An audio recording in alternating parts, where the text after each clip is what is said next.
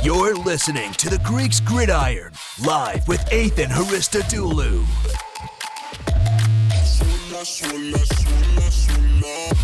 Good morning, everyone. Happy game day. It's October 24th, 2021 on a Sunday. Week 7 has arrived. Thursday night football was played with the Browns taking down the Broncos 17-14. And now we have a full slate of 12 games coming up between today and Monday night's football game to go over and discuss, where we go over and pick our winners for the week. So without further ado, as always, like, comment, share, sub. Let's get into the conversation. So if you have not watched my picks videos, first thing I'll do is pull up this screen here for you guys to see. Up at the top of the screen is where my winners will go as I pick them game by game. I'm going to run through all 12 of them. My current record right now is 56-39. Had a pretty solid week last week. So far, we've been doing pretty good. I've had 4 pretty strong weeks of picks. Couple of weeks that did not go my way, which has put me at that 39 mark. But overall, pretty happy with how my predictions have gone. I just lost my undefeated streak. I was 6-0 on Thursday night games, and I picked the Broncos to win. And honestly, in hindsight, it was really not a good pick. I should have gone with the Browns at home on a Thursday night football game against a struggling Broncos team, but it is what it is. So let's talk about today's games that we have to look forward to and who I think is going to win, the reasons why, and all that good stuff. With the first game being up on the list, we have the Washington football team taking on the Green Bay Packers. So looking at this game a little bit here, the Packers come in as a heavy favorite. The Washington football team's offense has been pretty inconsistent, and the defense has not lived up quite to the expectations that I believe everyone was expecting from them after the way they finished off last year. And that has kind of been the discussion point from literally the beginning of the season up until now for them.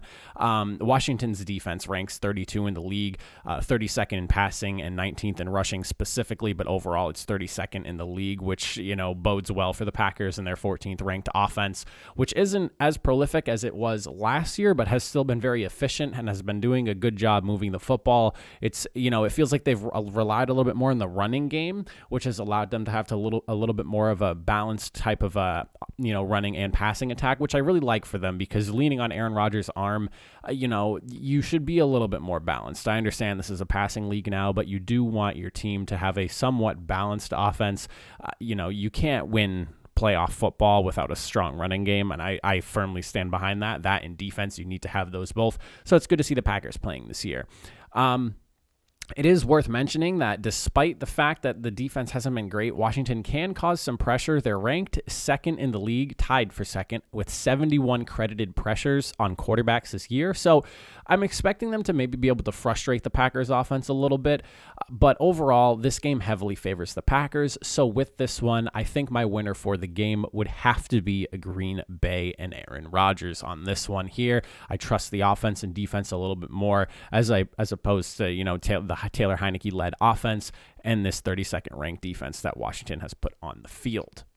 Now, going into the second game that I have, we have the Kansas City at Tennessee Titans game. And this is one that I do have a winner written on my paper, but I don't know. This is a tough one for me. I think that a lot of people this is going to be one of the more split ones. The Tennessee Titans have been a little bit inconsistent, losing to a team like the Jets, but then bouncing back after a few weeks and then beating a team like the Bills last week. So I don't know if it's been inconsistency or if it's just been the injuries that have been kind of bugging them. They had not had A.J. Brown or Julio Jones for the last few weeks, and then they finally got him back last week, which I think forces defenses to obviously have to account for them. A.J. Brown is a really good wide receiver. Julio Jones is Julio Jones. You have Derrick Henry, a pretty good offensive line, and a really good quarterback in Ryan Tannehill.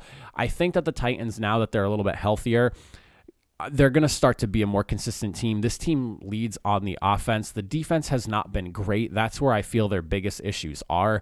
And then when you look at the kind of the tail of the tape here, the matchup here between the scoring offenses, the Chiefs are ranked 5th, while the Titans are ranked number 9. So both these teams can put up the points. The Chiefs' run D is going to be put to the test. They're the 27th ranked run defense in the league, and they're going against Derrick Henry. Somebody on that defense needs to step up this week.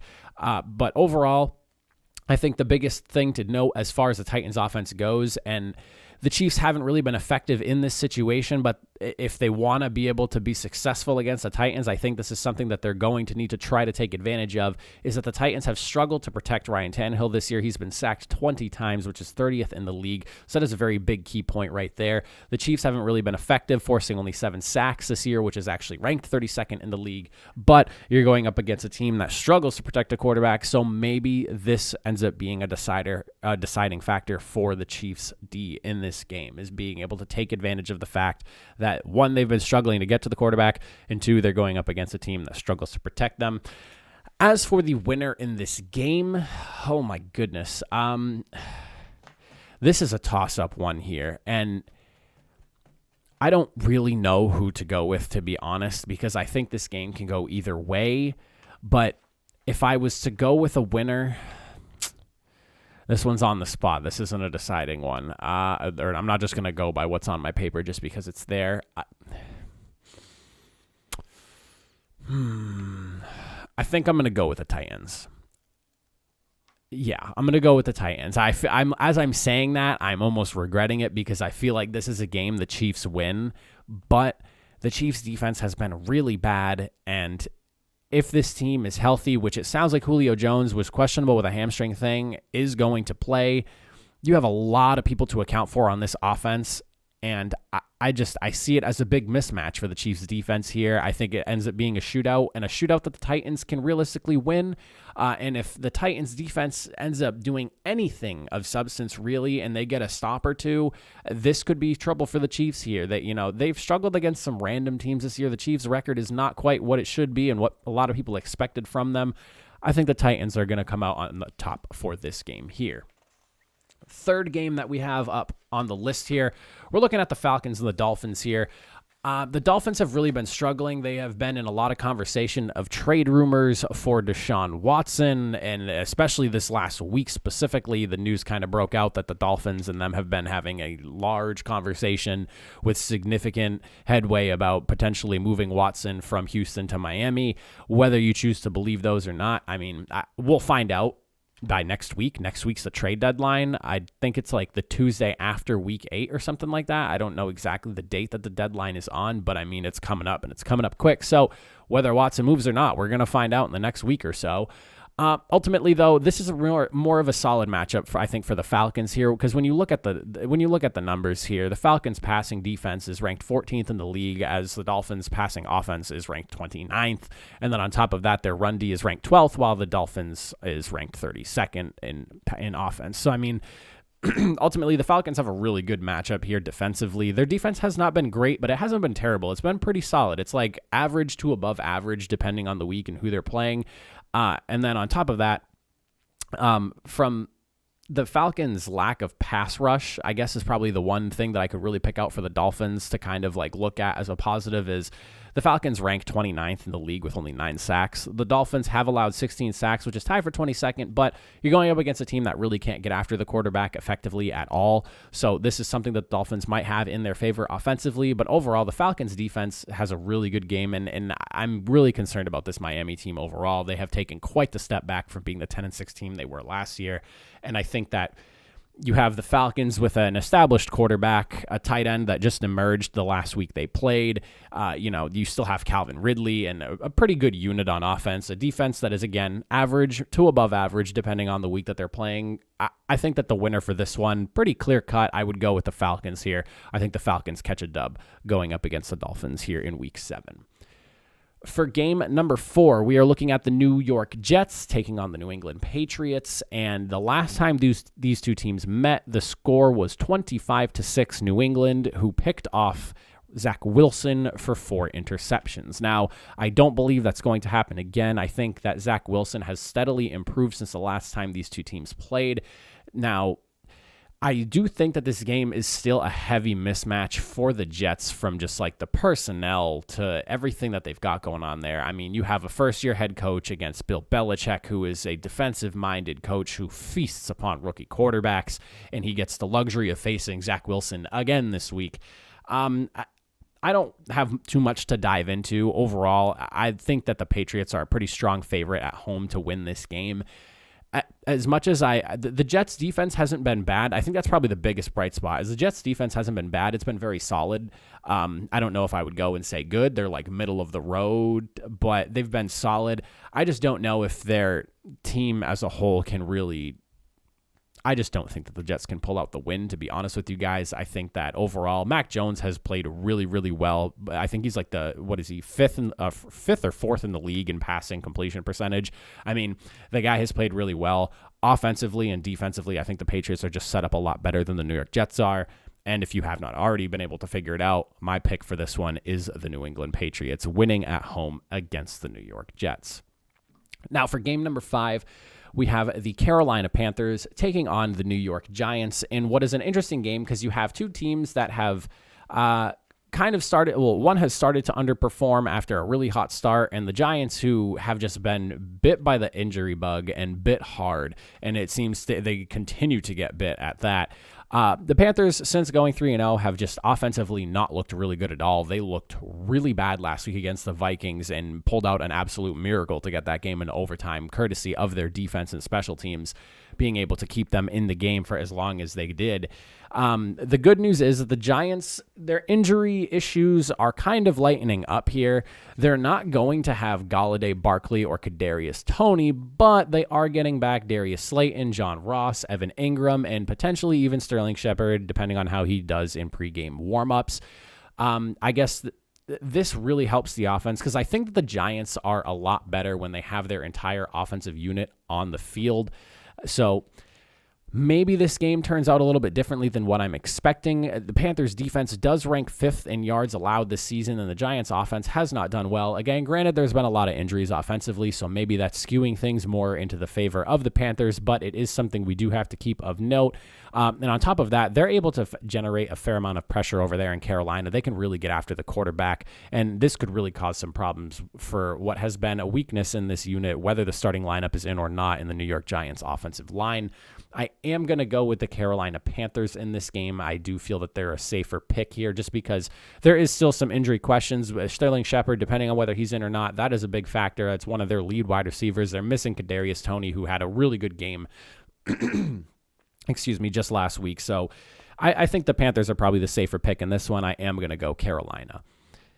For the 6th game we have on tap, we have a AFC North clash and one that I am very excited about. We have the Bengals going up against the Ravens in Baltimore, and this is for the first place pole position in the AFC North.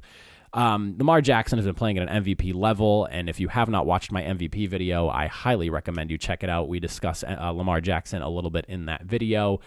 We do some honorable mentions and then list the top 5. I would definitely recommend checking it out.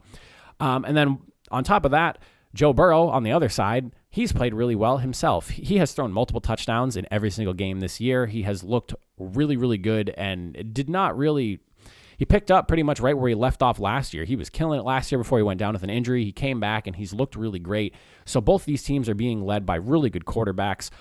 But when you start to break things down, the Ravens passing defense through 6 weeks has only allowed 9 passing touchdowns. Where on the flip side, excuse me, I'm sorry, I keep clearing my throat, just wrapping up a cold for the last week that I've had. Joe Burrow has tied for 6th with 14 passing touchdowns, and like I mentioned, multiple touchdowns per game this year. So this Ravens defense that's been really successful against the pass is going to be put to the test against this Bengals offense.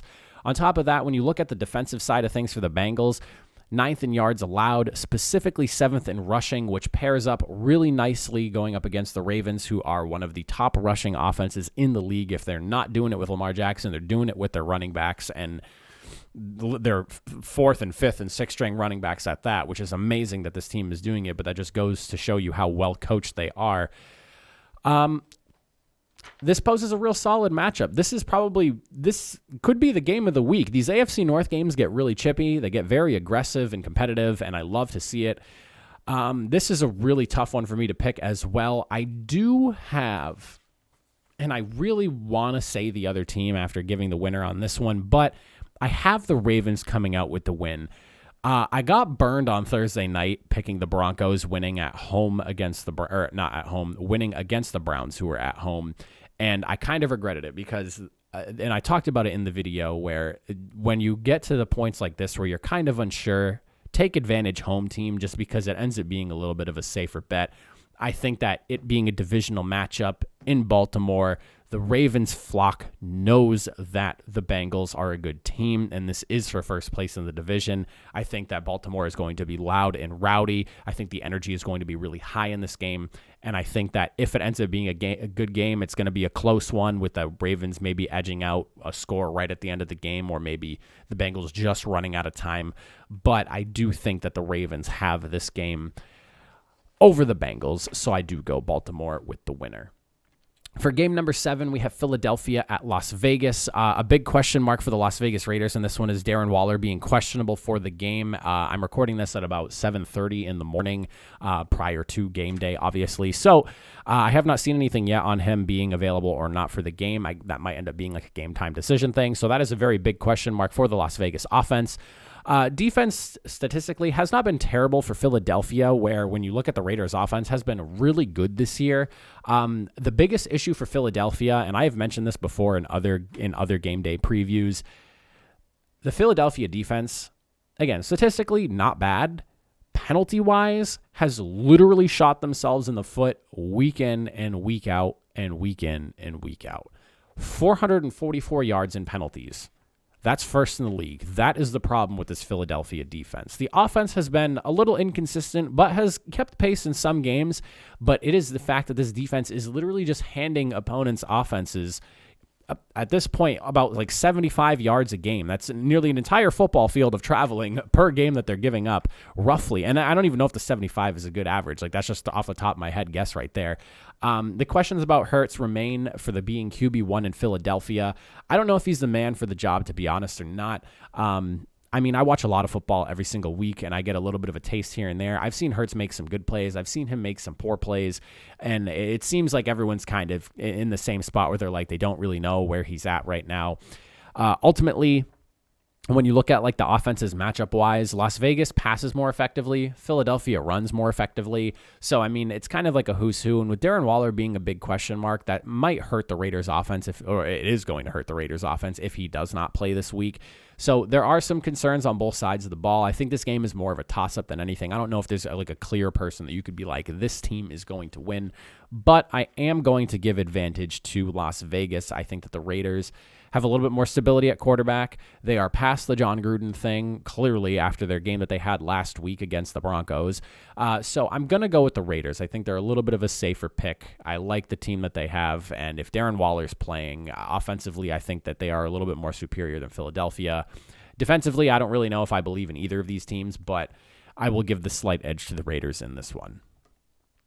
For our 8th game of discussion here, I just need to make sure I have my papers all organized correctly here.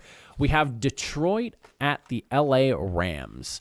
Goff returns home while Stafford plays his former team. This will be an interesting one because I think it's going to be a little bit closer than what some people expect. However, I do think there's going to be a separation of about 2 scores, no less. But I think this game might end up being slightly closer than some people expect it to be. The Rams have been a dominant team. Only 1 loss on the year, and it was to the Tampa Bay Buccaneers. Or, excuse me, no, they have 2 losses, right? Because they lost to the Cardinals. No, they beat the Buccaneers. They lost to the Cardinals. Excuse me, I'm getting my games mixed up here. Only 1 loss to the division rival Arizona Cardinals. They have been a great team. Offensively, defensively, they finally showed up last week going up against the Giants. I think that just based off of kind of where the Lions are going right now, they've had some really competitive games against good teams. However, last week against the Bengals did not look good. Dan Campbell came out and said, he thinks Goff needs to really step up. Goff might have a chip on his shoulder now because of that. It might play a little bit better than people expect him to. But ultimately, if you saw the way this defense over in LA feasted on the Giants, which was another unit that's struggling offensively, Aaron Donald and Jalen Ramsey leading the way. I just think that this defense might overwhelm the Detroit Lions, and offensively, Stafford could be good for 3, 4, 5 touchdowns going up against his former team just to really make a statement to some people that, I wasn't the problem, it was the team. I feel like that's kind of been his chip all year so far, and I mean, he's an MVP candidate for sure. Whether he's in the top 5 or not, I don't know. Maybe check out my MVP video, shameless plug, and see where I have him in there. But Overall, I just think that this is a pretty easy pick in the Rams. But again, it might be closer than what some people expect. I think that the Lions might surprise a little bit, or they could just get completely blown out like they did last week. But I do have the Rams going in this one. For game number 9, we have the Houston Texans going up against the Arizona Cardinals. I did not really put a ton of thought into this game, if I'm being completely honest with you. The Texans have one win against the Jaguars, and that was the only week they really looked any good, minus like the game against the Patriots. They kind of hung in there as well. The Cardinals are undefeated. They are rolling teams right now. I expect them to roll the Houston Texans in this game. So obviously my pick here is going to be the Arizona Cardinals. I didn't even really do too much looking into this, especially it being a game where somebody like J.J. Watt is going up against his former team. I think that this one means a lot to him. I think his teammates know that. The Cardinals are going to have a little extra to give in this game. And the Texans have kind of just been rolling over for everyone that they've played against at this point, aside from the Jaguars, who are not doing too much better than they are, both sitting at 1-5. So I think that this is clear-cut. Arizona Cardinals take the W in Arizona. It would be a absolute massive upset, and I cannot state that enough. It would be a massive upset if Houston wins this game. And quite honestly, I just really hope that Arizona is not looking past this game and they realize this is an NFL team. We need to make sure we're locking up a W here. The Arizona Cardinals should be 7-0 after this week. They should not lose this game, period. Going into the 10th game, we have the Chicago Bears going up against the Tampa Bay Buccaneers. This is a pretty good matchup because this is kind of like Brady's kryptonite here. The Bears came out and, they punched the Tampa Bay Buccaneers right in the mouth last year, and nobody expected the Bears to win the game last year. And I think that's kind of, I don't know if it's the same feeling going into this game this year, but it is something that the Buccaneers need to watch out for. This is a trap game for them, in my opinion. And I just put away the talking points that I have here for this game. This is a trap game for the Tampa Bay Buccaneers, in my opinion. The Bears have the recipe for success to beat Tom Brady.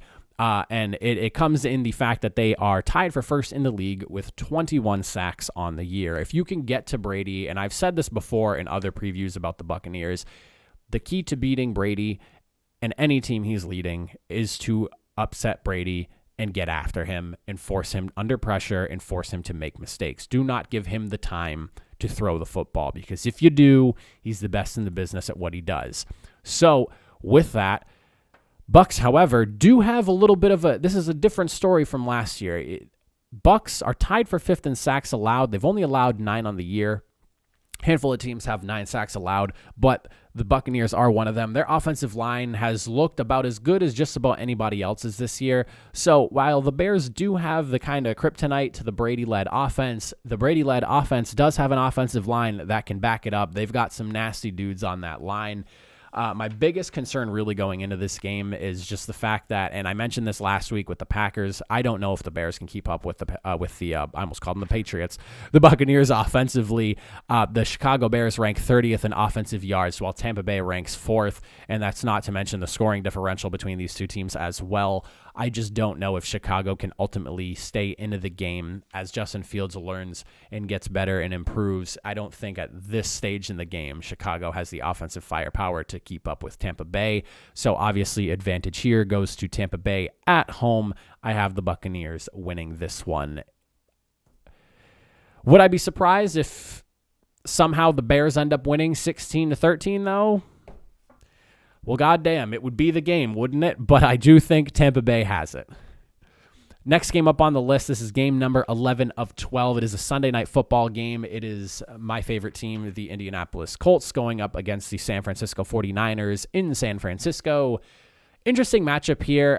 The Colts are going to be without their top 2 speed guys in this one. They just got Paris Campbell back and Hilton last week and then ended up losing them in the same game. So that is going to be something to keep an eye on for this offense. San Francisco's coming off a rested bye. Jimmy G is coming back to lead the offense after Trey Lance got his shot to start a couple of weeks ago. The biggest thing here, I think, really with these two teams, the defenses, because the 49ers defense has been looking really good, but has not been forcing quite that many turnovers, where on the flip side of things, I think the Colts defense has been pretty good. What did I say? I would say that the 49ers defense has been like above average. The Colts defense has been like average to above average. However, turnover-wise, the Colts are ranked 4th in takeaways with 12 on the season. So how do I think this game really boils down? If the Colts can force some turnovers and lean on their running game with Jonathan Taylor, I think they'll find success. Whereas for the San Francisco 49ers, this is, Jimmy G's coming back. He's been pretty good. He's had a solid season so far. I think that it really boils down to which defense is able to stifle the opponent's offense more. And if the Colts really start getting some takeaways here and get the ground game running, I think that the advantage in this game, even though they're at home in San Francisco, the 49ers have struggled a little bit more offensively than I think the Colts have. And I can't believe I'm saying this, but I think I like Carson Wentz a little bit more than I do Jimmy Garoppolo in this game. So I'm going to go with the Colts here. Away team at home, or at San Francisco's home. I don't know if I'm going to regret that pick. I don't really know if I necessarily believe in that pick that much. The 49ers are only 2-3. The Colts are 2-4, but the Colts have been very competitive against some really good teams this year and just come up a little bit short, blow a game against the Ravens. They lost by 3 to the Rams. So I think that the Colts have a slight edge in this game. I'm going to go with Indianapolis for the win. Last game on the list, and this is the Monday night game. We have the New Orleans Saints coming off their bye week, going up against a Seattle Seahawks that is offensively limping a bit into this one. They're missing Russell Wilson. They are missing Chris Carson. That is going to be a tough thing to overcome against a Saints team that can put up some numbers if all is going well, as long as Jameis Winston isn't just throwing interceptions and then touchdowns every other play back and forth. Seahawks do rank 28th in passing defense, so that's probably the biggest advantage deciding factor in this game is they have been letting up a lot of yards, and if you're going to let somebody like Jameis Winston, who has potential to put up massive numbers, he threw 5 touchdowns in week 1, so you can't forget about that. If you're going to give somebody that kind of ability to be able to throw the football, Jameis Winston has the talent to take advantage of a poor defense, and we've seen him do it before. He's thrown for 5,000 yards and 30 touchdowns. Yes, he has thrown 30 interceptions as well, but he plays really well against the poor defenses. I don't know if Geno Smith has the ability to keep up with this offense. Alex Collins sounds like he's good to go and playing in this game. However, he is not Chris Carson. He has played well for the Seahawks, though, but missing your star running back, your star quarterback, and an offensive line that has not really protected anybody well, Geno Smith or Russell Wilson at this point. I just have a hard time believing that the Seahawks offense is going to do really well. The Saints defense has been pretty solid this year so far. They shut down the Packers offense in that week 1 game, and you can't take that away from them. So I do think that ultimately winner comes out of this one, the New Orleans Saints. I think that they win. It would be a little bit surprising to see them lose just based off the current offensive situation that the Seattle Seahawks are dealing with. But that is all of my picks for the week. I appreciate you all for sticking it through and checking this all out. Let me know who you guys think in the comment section down below is going to win this game. But with that, I send you off for the rest of your Sunday. Enjoy some football. I hope you get to sit on your couch and do nothing but watch all day, because that is what I plan on doing myself. I will catch you guys tomorrow for a recap of all the games. So that's all I got. Have a good rest of your Sunday, everybody. Happy football, week 7. Let's see how these games go.